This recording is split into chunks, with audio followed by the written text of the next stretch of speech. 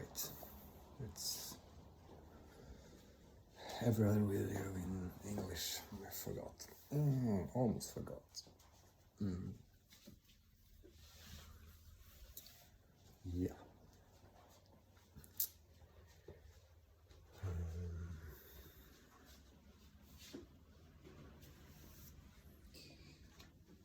Calmer day today.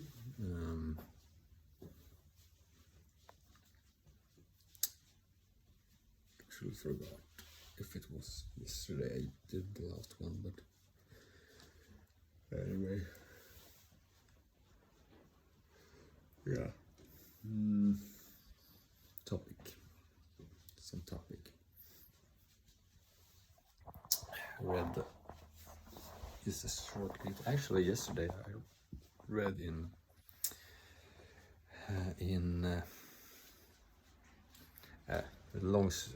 long stories that I just bought some new books.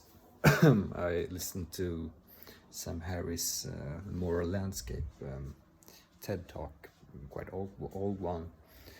And I've heard he's debating this with Peterson and so forth many years ago, but but this TED Talk was even older, if I remember it correctly. I think it was perhaps 7 or 9 years old, potentially.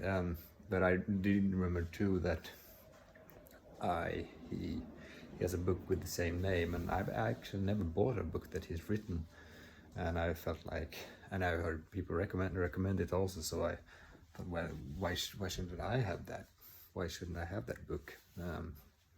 Because it's, even though I've listened to him quite a lot, actually most in meditation app he had, but that was long ago. I don't meditate anymore. 11 years was enough, but I think I did his app for about a year or two,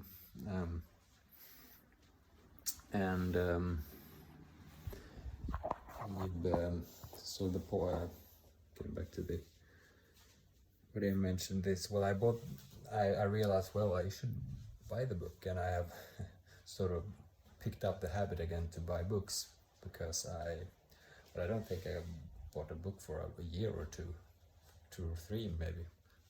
And suddenly when I were in a bookstore a couple of months ago buying a book to a friend, my birthday book, I just realized that maybe I should buy some books again. I think it's unfortunate that money books lose their appeal, or when you've had them for a while, and the book is mostly like, because I seldom read the whole book, it's very, very seldom I do that, and so I just buy them, and I'm usually quite picky. I would swear that's at least how I view it, but I can also have a quite strong desire if I really find things that I feel is interesting, if I do much research. So I don't remember how many of the books I bought that I actually had planned to buy before, but just checking them out now. Some of them were like, I perhaps not considered buying them, but if I would snap my finger, I wished to have them in my bookshelf for sure. And I was shocked that some of them actually existed.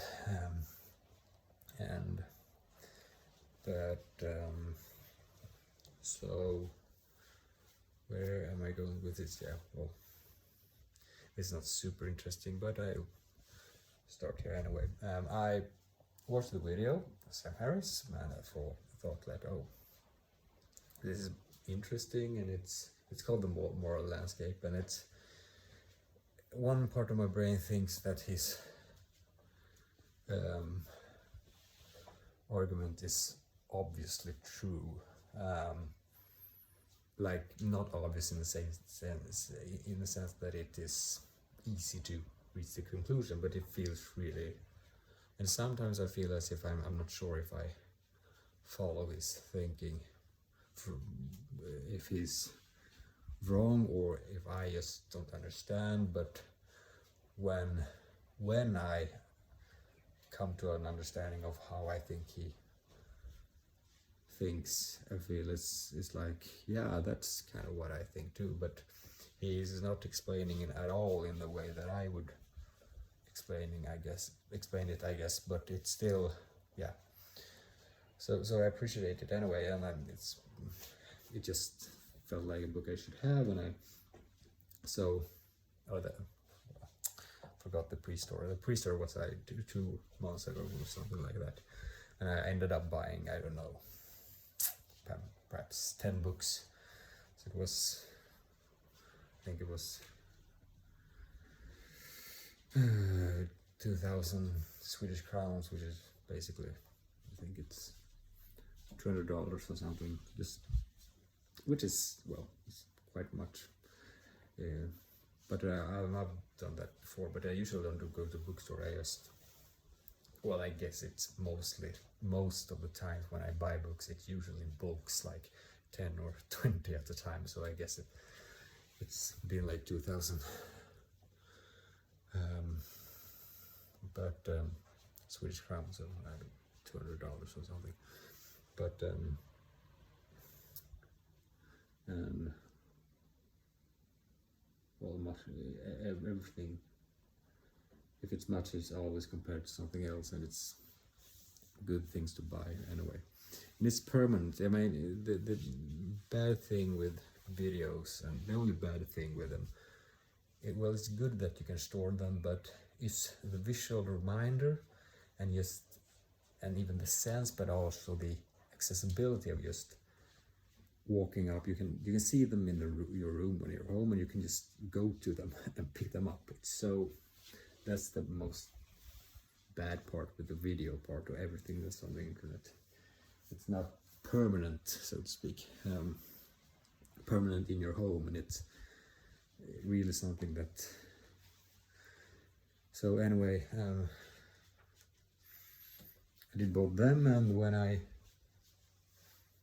think I actually, and then it was yesterday, and I watched this video, and I bought that book, and I realized, wait, shouldn't I, since it's you pay for shipping, I realized I actually didn't have to pay for shipping because I bought for more than some, and then I just scrolled through and I realized, well, here's at least 6 other books I would like to buy. So I bought them too, and when I have done that, I realized later that, I think it was yesterday, everything in the later part of the day, in the evening, I realized maybe I should read a little more of those that I bought 2 months ago, and I was somewhat sad or just down because of the fact that my drive for exploring them had lessened. But I realized it was still quite strong, and it's quite interesting how the brain works. And I that's actually been one reason I almost, as if I don't want to buy books, because I know my fascination for them will, because it's really, I am really like, what should I call it, curious, and really want to explore and open them when I buy them. But it's really strong. But many of the books I have on my bookshelf I buy for a long time, most of them are like, no, I don't know about that one. Even though some of them I've not barely read that much at all, and I think some of them I've read the whole book, but I guess most of them, I have read big chunks of them, I think, at least. So I know mostly, perhaps, but anyway, so I was happy to see that I still had some quite big sort of drive. So what happened was that I picked up a book, and the book was John Stuart Mill's On Liberty, and didn't read for so long, and there's one book that it was a small book in sort of a series of classics, small, short, really short books of classics. They have Meditations by Marcus Aurelius, they have Civilization and Discontents by Freud, and they have happen to remember that I don't have that book, but they have Wollstonecraft, and they have this one, John Stuart Mill on Liberty, and they have Seneca. That was one I have too, On the Shortness of Life, and they have many classics, and then short form, really short. I can show it's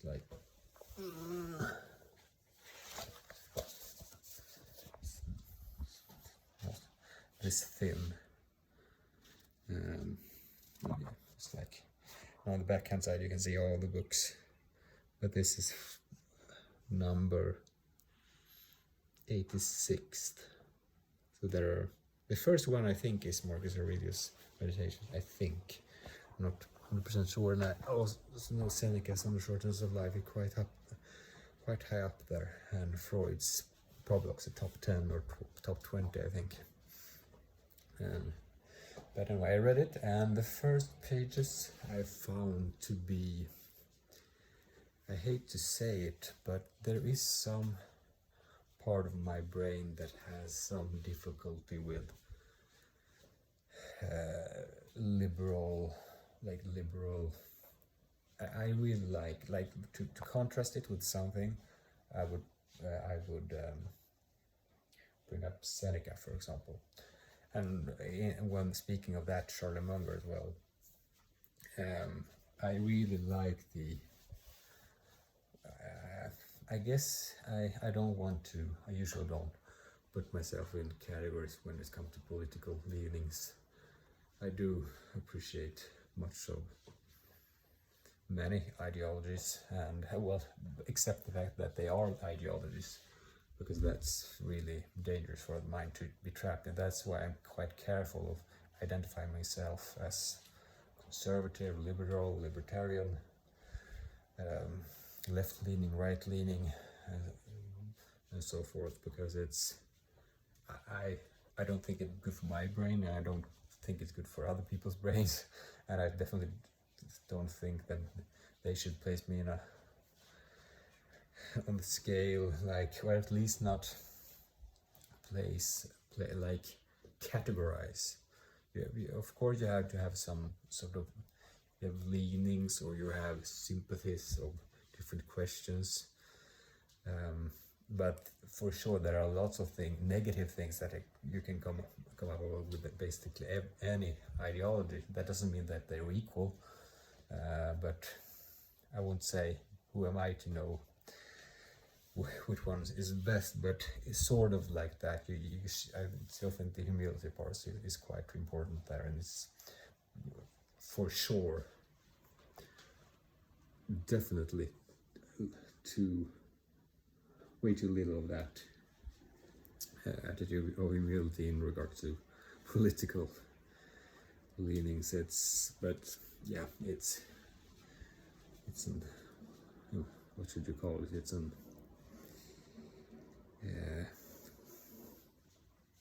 problem for infinity or something like that, because it's you always have to act, and politics and what you vote that's right now, and it's that's why I voting, because it's, well, I like it. Of course I can get the same emotion for strong political sensation and want to act and want to have I can be angry about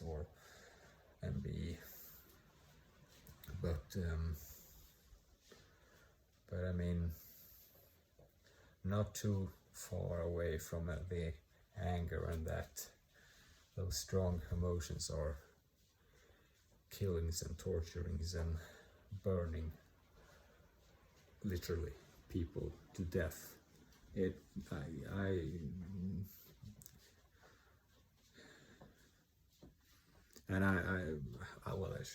shouldn't dwell on this. I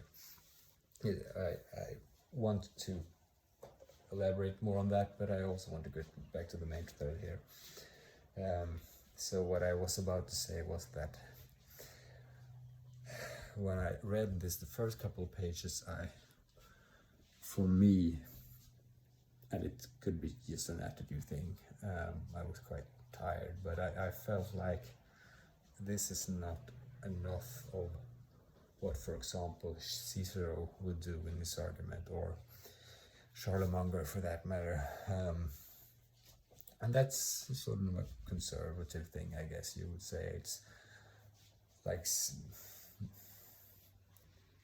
I have a hard time to, I mentioned it's easy for me to to think about Cicero, the Roman philosopher, because I actually read just a couple pages before I put on this video. I know Charlemagne is a big fan, and so was David Hume. David Hume, the philosophy of science philosopher in the 16th century. I also read Cicero and liked him a lot. When he pretended to read law for his father, but he read Cicero and said, "Who is, by the way, Cicero is much in law." But anyway, it's something that's, well, it's again, guess it's more. It is more, perhaps, manly, or more like men. I think men sympathize more with this attitude, but it's not too far away from this, like, wanting to do something good for your country mentality. And today it can sound quite, I mean, there are a lot of really, really dumb people that use those that jargon, that like die for your country and so forth. And but for me, it's still something that I do not think it's a bad thing to be proud of something that's good. And then somewhere one might say, well, is it good? And it's a critical view of it, and it goes back to the discussion of the Western world, perhaps, and so forth. But yeah, you should not be overly confident, but you have also a responsibility to be proud of something that is good. For if you're not advocating for something for the best that is, or for something that is good. So you have responsibility for both making an accurate analysis, how good is it, and then, but it, and of course, and you can parallel this with Sam Harris, the discussion of the moral landscape, where his argument actually is that you can have different, well, one way to put it is you can have different levels of actual subjective positive well-being. You can have different levels, and you have different systems in the world to optimize for that, or hopefully they optimize for it. And you can say that some places might do much better than other places in the world in achieving this, and that's an argument for, because it would be really rational to argue that everyone is as happy on any place, in any culture. And I'm saying this as someone who loves other culture. I can admire even many aspects of some non-Western cultures, and I really think it's extremely interesting and to learn from other cultures what might not be where like, for example, Swedish culture or Western culture could learn from. But but that said, it's still like, if you think you've figured out something and you actually have something that is good, it's a good thing to be proud for it, because that's a sound incentive structure for your brain. and like if you're not, it's the same thing in the personal life. I think I'll talk about this. You know, it's just a Munger, an idea of Munger that I really appreciate, that you have basically a duty to be proud of a job well done, because if you're not, you won't have an incentive. Like it's a good feeling to be proud. You should not be satisfied, but you should be proud of a job well done. So, and that's because otherwise, if you're not, you won't do a good job. You won't help people. You won't make people rise on the subjective well-being scale, and you won't help society and the culture to rise on that well-being scale if you're not proud of a job well done, implying that a job well done usually is to be productive and contributing to the economy, and especially to products and services that really do help people, because there are things in the market that are not perhaps splendid to put it softly, but it's still a lot of things that where, yeah. And going back to this own liberty thing with John Stuart Mill, I sometimes find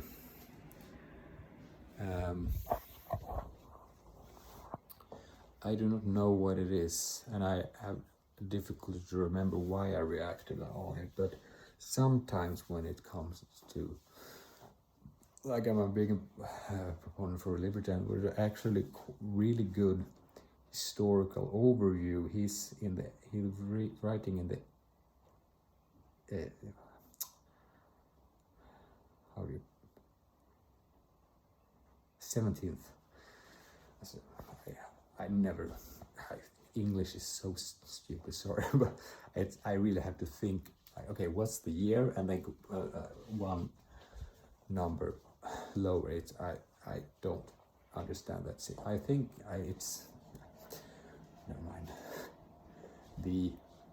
He's writing in the 17th century, 1800 century, or years, late in the, so it's late in that century, and he's really given a really good sort of overview of the changes that are, and actually something that I found was not covered so deeply in my education growing up, even though we did touch on it, but it was very so short, like, okay, this was the colonial period on the 17th century. No, am I thinking wrong here? Is it the other way around?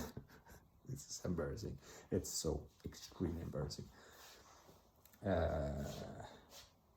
It's always a higher number. Gosh, maybe I've been, this is extremely embarrassing. If you say the second century, you're it's the 19th century. This is my bad, not 17th, it's in the 19th century, late in the 19th century, 1800 something. I feel like a child, but I'm probably someone that still has the child in me, and that's a good thing, right?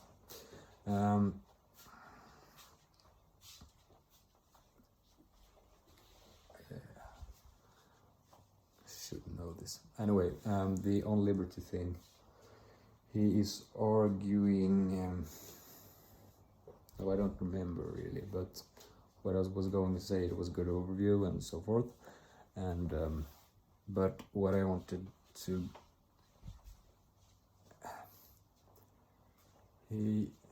how should I put it?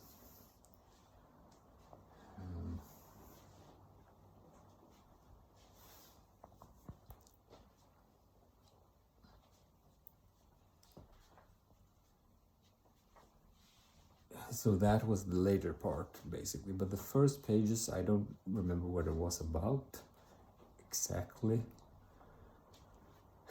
but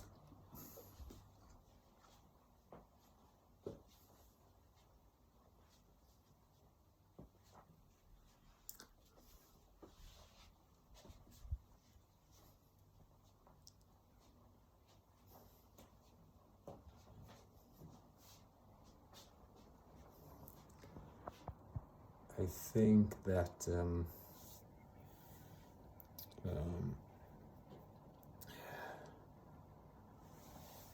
he could just have been that I was just tired, and I don't remember if I got everything like crystal clear. He's not writing in a way that's like super easily accessible. He's not, and I think I've read quite complicated text too, but and I were in sort of a rush, but I wanted to just see if I could distill something from it, so I don't remember exactly, or I don't remember at all, I think, but it was something about, I mean, I guess it's my, maybe I'm just biased from the sort of overall feeling that I have to liberal, like liberalism in an Anglo-Saxon context is not the same thing as liberal in Swedish context. It's in liberal in Anglo-Saxon. Maybe this has changed in Anglo-Saxon context during the years. I don't know, but like then it's usually slightly left-leaning, but in Sweden, liberal is more actually more associated with right-leaning,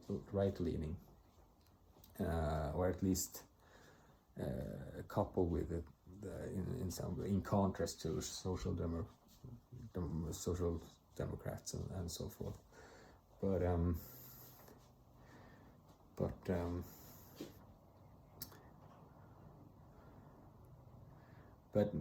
not sure, because I think I do appreciate a ton really about many. Well, this is actually just maybe I just skip that. This is just associations and to different ideologies and so forth. That's not perhaps the because the facts are the important and interesting things. He says that he's talking about own liberty, and he's actually saying that what has been that, like the welfare state, I don't think he used that name, but that's something that was really growing a lot in these years in the 19th century and so forth, if I remember correctly.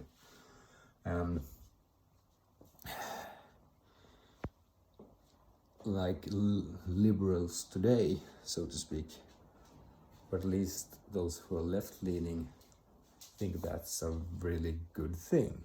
But it seems as if I understood his argument, John Stuart Mill's argument correctly, he says that is not liberty. And I don't even know if he considers himself a liberal. This is not my area of expertise, like American politics. Or I don't know, maybe it is slightly that I have some clue about it, but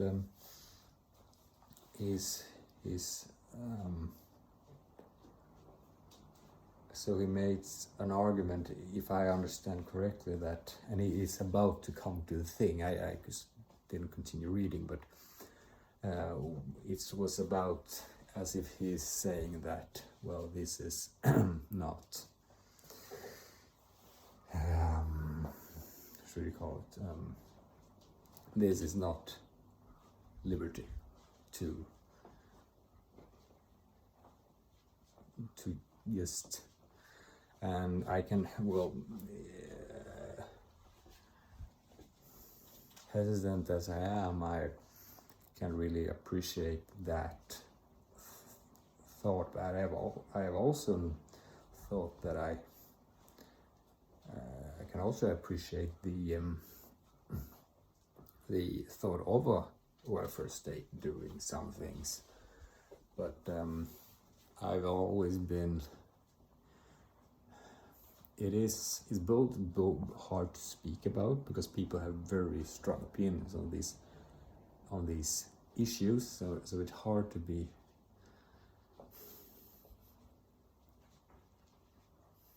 You really want to make a solid argument, and it is a hard thing because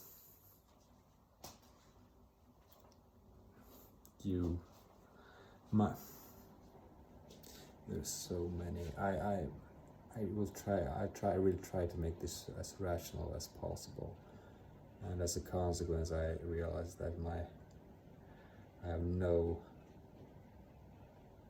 chance speaking in a pervasive what's the word? I can't even speak today. Can't count, I can't speak, can't rattle ears.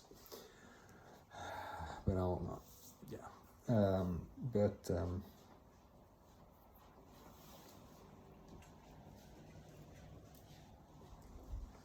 Yeah, it's because it goes back to those classical like choices. Do you see it as if the state is forcing you, because it is forcing monopoly, to do things with your money and so forth? Do you see it as if it's better for the state to go, that's an altruistic thing to do anything for all? And I'm thinking about, actually Charlotte Munger mentioned Otto von Bismarck of all people. I don't know. Sometimes I wonder if he's trying to help the Germans to find something that they can be proud of, because it's hard to be proud of German culture today. Perhaps in some way, at least it's hard to be patriotic in Germany, because it's, with the recent history with the Nazis and so forth, it's a tense, it's sensitive, so to speak. And maybe he just, I don't know if that's true, but perhaps it's some part of that, and some part of just he's recognizing someone who should have a lot of credit, and he just speaks up and tells people about it. He also do the same thing with someone I've forgotten the name of, but basically the person who made Singapore work as well as it does in Singapore. If I've understood correctly, it works amazing, or close to. I don't know for sure, because I don't know basically anything. Well, I know some things about it, but I can't say I support it and everything else. But I've understood it's really well working, and as a smart person contributed to that. So Munger's mentioned that person, and he also mentioned this Otto von Bismarck, who he described as the founder of the idea and starting to implement the welfare state as a thing for, well, I guess education and what's the other part? Of course, like healthcare. And like Munger's opinion is that the American system, when it comes to healthcare, is like really, really bad. And of course, we should have something like Europe have, because it's extremely expensive and it's not a good output. That's how I've understood it, and that's his take. I don't know basically anything about the American healthcare system other than it seems to me that you have to pay quite a lot, and it's healthcare for all. It's not really what you have to. If you're sick, you need to pay, and if you're a little more sick, you have to pay more. And so yeah, it's the more sort of brutal capitalistic structure on that. And I don't know the answer to it, but I really feel I don't know enough about the subject, but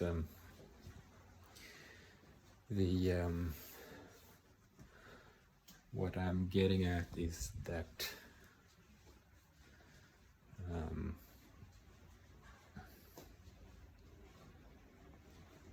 well, I'm actually, I don't know anymore. It's not the most vigorous and vital video I've done to this one, but it's an interesting topic anyway. So why don't continue and don't give a F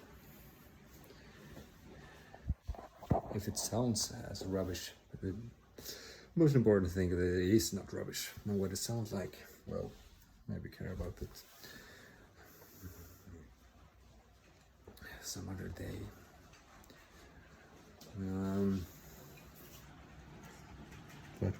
Yes, so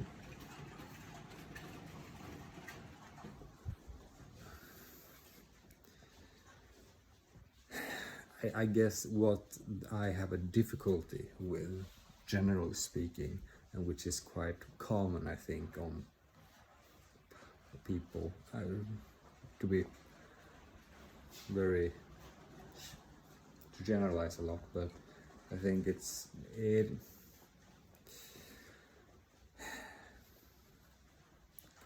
how should I put it? What I really like about left politics is that there's a lot of altruistic intentions, and it's so forth, and it is true that people who are leaning right are, I found, more openly and bluntly sort of have a quite low empathy.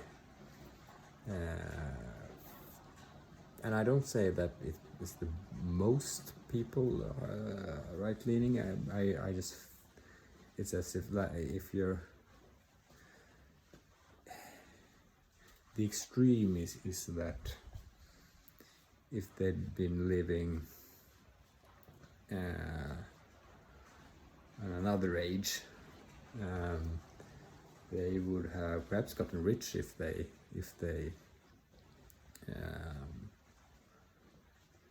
navigated well. Like, now I'm talking about the extreme here, but if they had not, they would probably have gotten their, well, if not body parts stumped off and eyes cut out, they would have life sentences and death sentences and so forth. And I mean, because there is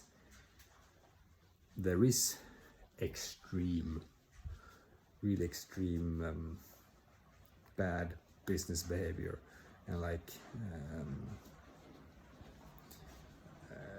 and also like people who don't give a shit basically if people dies and suffers, and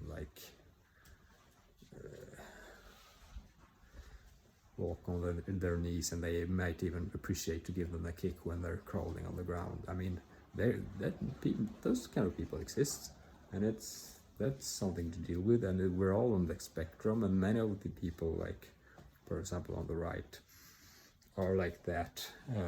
To many, it's not, perhaps, I don't know how, I don't actually know the numbers, and I think that's, but what's forgotten, or going back to the altruistic argument here on the left, that I would say that on the right there's people with slightly of like this non-altruistic approach that can get undetected, but it's not as you don't get blamed, sort of, if you can it just matter how altruistic you are, but you can get away with some of it, sort of. It's at least, yeah, well, perhaps not in Sweden.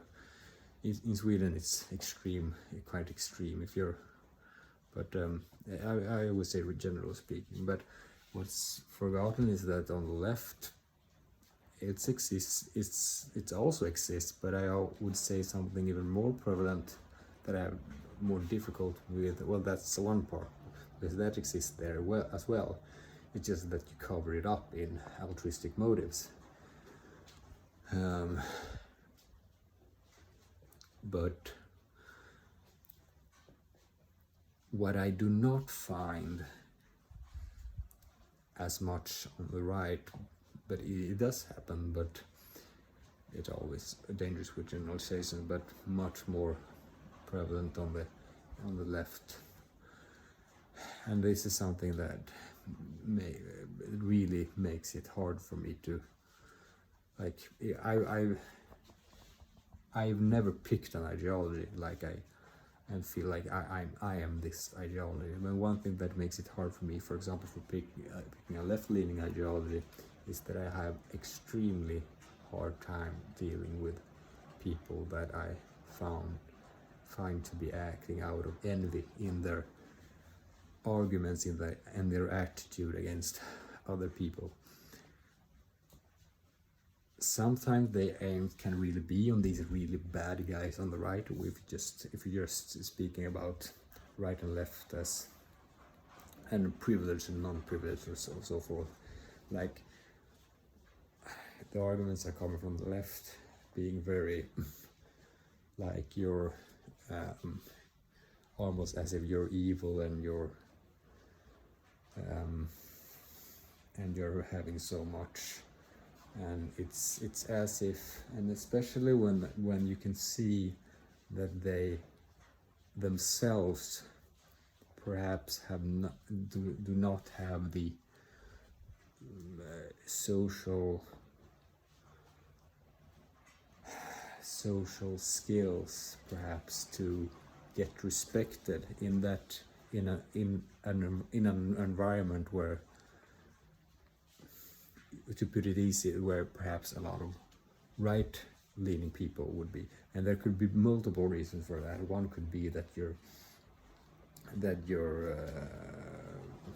how should I put it, you're just a kind person and you don't have as much of the evil elements in that some assholes have. But there can also be other things like social, but and when it comes when it is, it does, of course not always, when it is someone from the left going in that way and going as if almost as for a revenge attitude out of envy for someone who has navigated in life. And it's not obvious how to put it, because just because you've succeeded in life doesn't mean that you're necessarily on the right, and doesn't mean that you're necessarily someone who identifies as being on the right and who is the target for those attacks. But I have a really much, and it is hard. It really is hard to know if someone deserves what they got, or if they don't, and in what way they are those attacks from from the left in hitting upon like that what they have, and their sort of how much they deserve of that.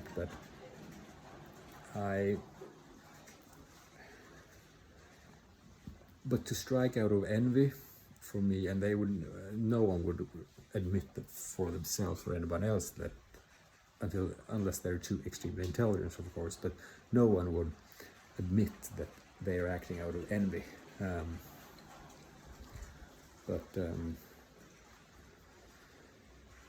So that's something I have. And of course it becomes complicated just because of the fact that sometimes it is actually just pure lack of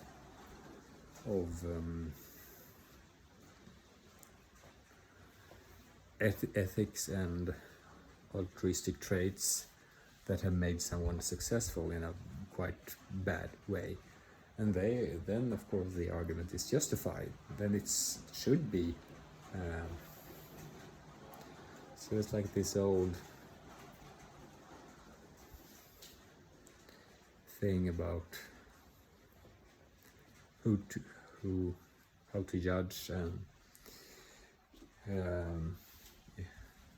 it's both terrible with someone who's guilty and does not get caught and returns for their crimes, and it's also awful with someone who's innocent and gets charged as guilty and is punished for something that person has not done. But it's quite sound, I think, to keep in mind that both those things are possible to happen when you, for example, argue from both sides, really.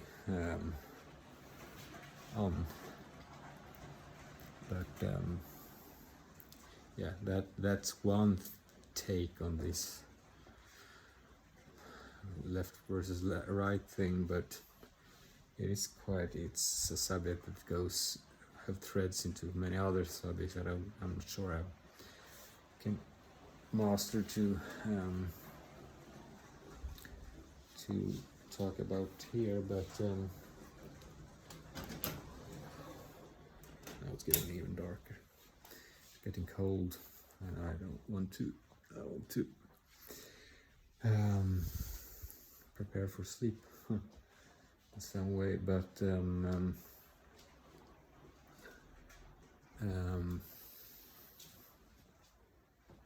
it's getting cold too.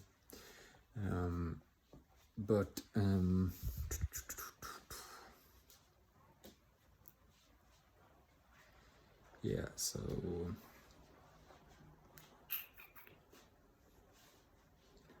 where were I?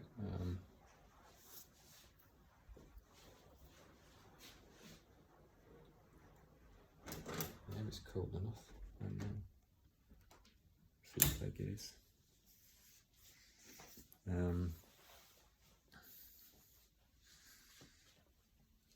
So, well, not much out of video here. Doesn't matter. I'm not.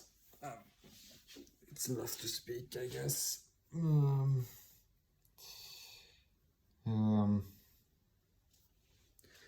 So yeah.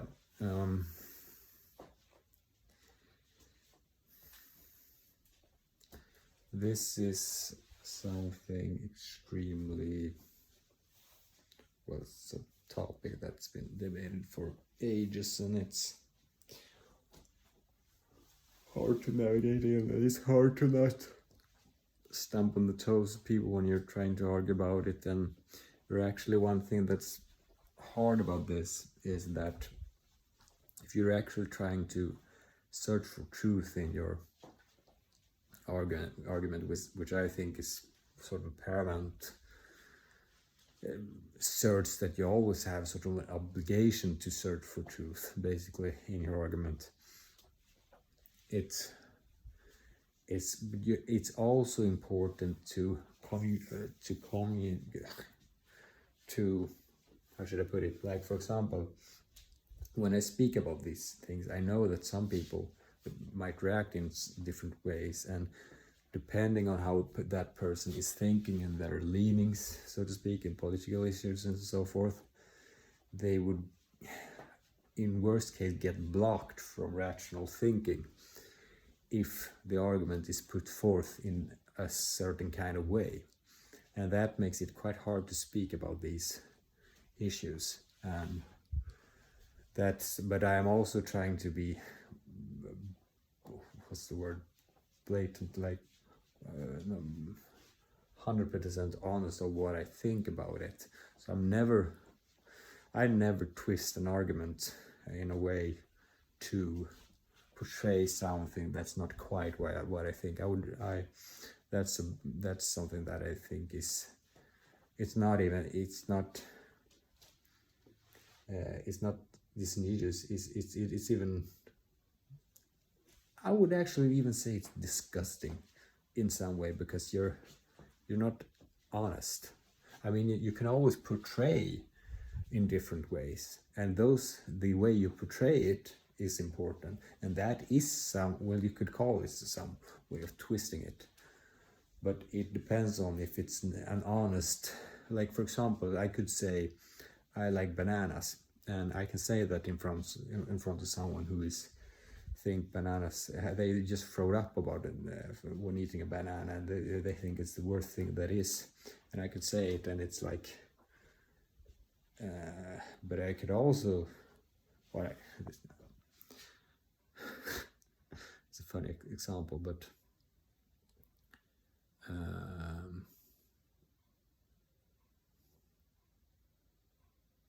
no, I lost my train of thought really. I think it was a good example, but I forgot what I was actually aiming at in taking that example. But it is extremely important how you describe something matters a lot, and if it's, of course, if matters if it's true or not, but it's also like the, well, sorry, I'm getting tired, but why do I always record this video when I'm at my worst? I don't get it. It's such a, I guess it's because in the late in the day, I guess. Anyway, but so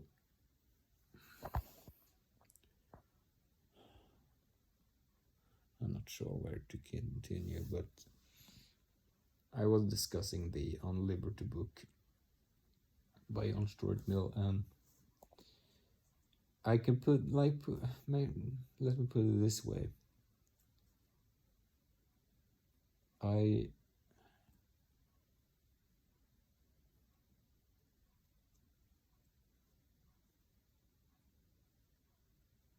I'm actually quite hesitant to speak about politics at all, because I know it's such. This is actually something that I think this is something interesting that I can talk about, that is not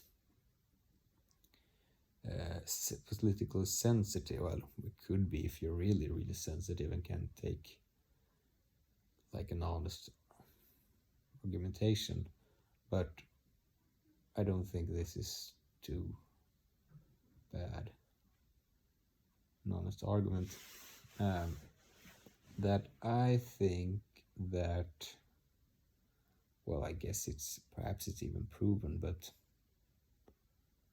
it depends on what part on it. But I think there is a quite interesting connection between political leanings and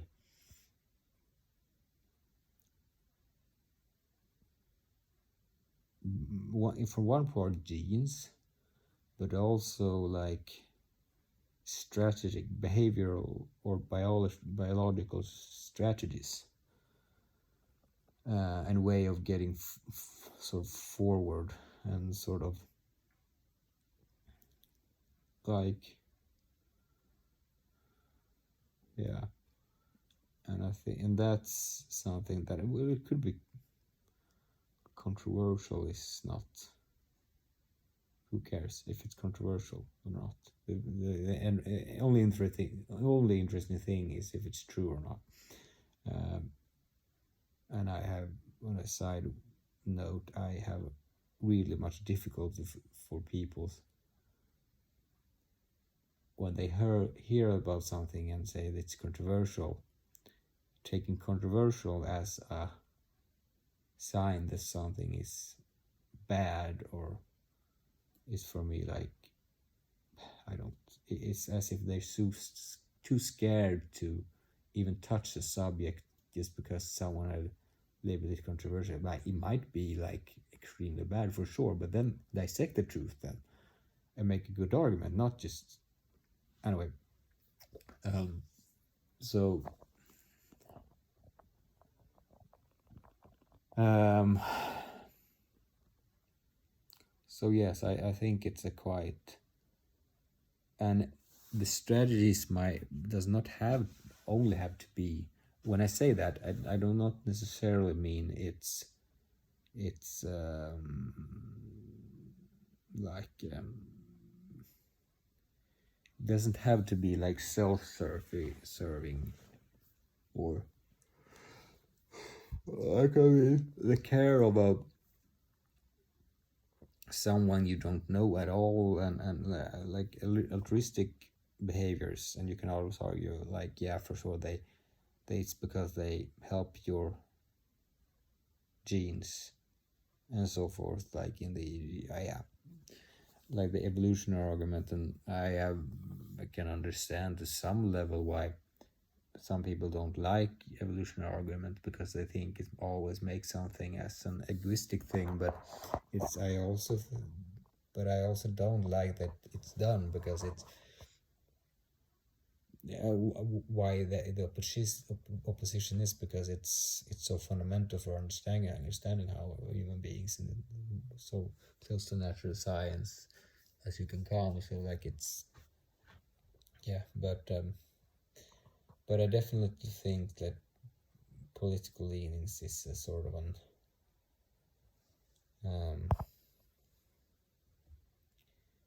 it's not only thought. Well, hopefully it's a thought, but it's for most people, I think it's sort of quite, it's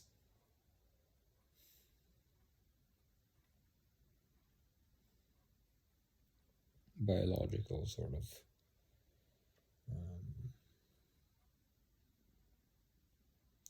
strategies,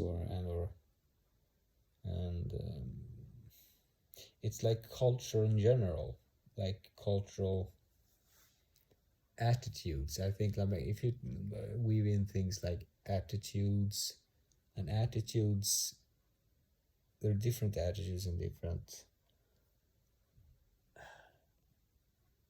part of politics, but I could also say that politics in general, people are interesting and involved in have they're a group, they have a attitude in themselves, they're very arrogant and blind to other people's perspective, but that's as an unkind way of portraying politics, if it's not true. No, I'm kidding, I'm just but yes, I think it's quite often times that's the case. But unfortunately, but well, who knows? Maybe we can change the trend, but or someone might. I don't know, but it also, in the game, you have to be somewhat, at least in your arguments. That's but attitudes is, when I say attitude, I mean, I don't just mean how you're thinking about that issue and that issue, and I also am thinking about general sort of emotional states. And I would not be surprised if it's connected sort of to hormones and so forth. I'm remembering, actually, I think one who contributed to, I bought the book on liberties by John Stuart Mill is Jonathan Haidt, the professor, and don't remember if he advised to buy this book or if it was someone else. It was another book John Stuart Mill had written. I think it was someone else, and I just happened to remember it and I bought this book. But anyway, he describes political leanings as moral taste buds, and says that different, depending on your political leaning, you have sort of five, I think it's 4 or 5 moral sort of things that you value. Like, for example, loyalty is one thing, altruism is something else, and and so forth. And so in that sort of, and he identified what moral values are, moral taste buds are sort of important for a liberal and for a conservative, for example. And if I may remember correctly, the liberal or left-leaning was much more on the had much more on the very heavily weighted on the altruism taste bud, and it makes an analogy like the taste bud on your tongue. It's similar to that. That is a similar. That's a way to describe the sort of taste buds you have to pull for moral moral taste buds, moral issues, what you value, and so you value altruism a lot when you like. It's very heavily on left politics, but on conservative and right leaning, they're more evenly spread on the taste buds.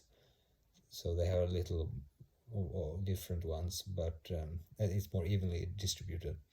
And like, for example, the only one I remember is loyalty, for example. So they value that more than those on the left, generally speaking, and on the left value altruism, and the other ones is someone a little more, but that's just the ones that sticks out. And the conservative is more sort of even spread among the different issues, loyalty being one of those that I don't remember the other ones. Or it could have been equality and instead of altruism. I actually don't remember what it was. Maybe it was equality instead.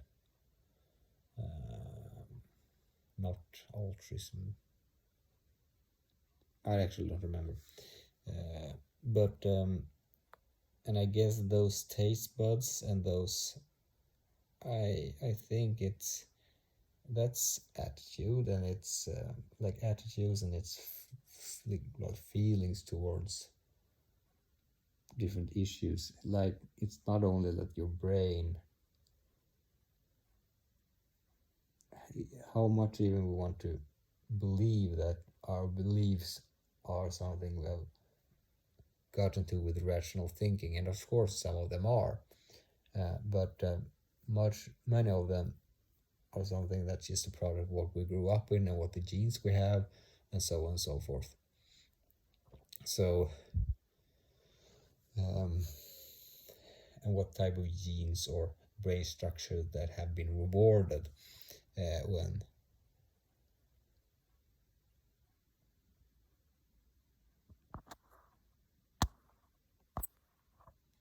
I think a friend just sent a message about going to a pub. Well, that was not on the time I was. Well, I guess this bye-bye, and maybe I'll continue. I don't know. But that's what I had to read it.